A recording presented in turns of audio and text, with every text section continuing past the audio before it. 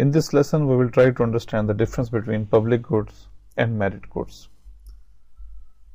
Public goods are goods and services which are provided by government because everyone benefits from them, even if they do not pay for it.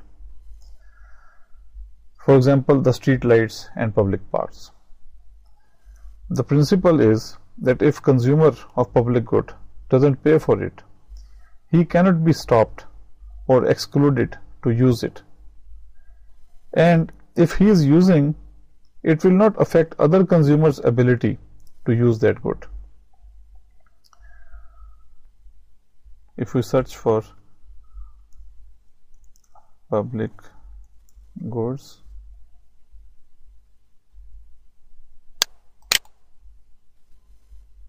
and click images, so you can find the examples like street lights, communication tower and bridge, lighthouse. So these are the examples of public goods. On the other hand, merit goods.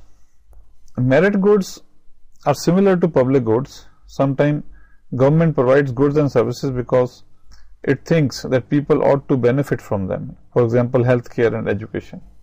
So the principle here is that merit goods are realized by government as the basic needs for society. And government thinks that people should use such goods without paying for it.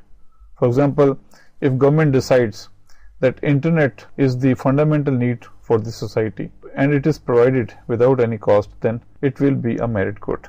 So there is not much difference between public goods and merit goods. The fundamental idea is that public goods, they more deals with the individuals, whereas the merit goods discuss the consumption of the entire society. Public goods are giving advantage to the individuals, whereas merit goods are giving benefits to the economy. So that's all in this lesson.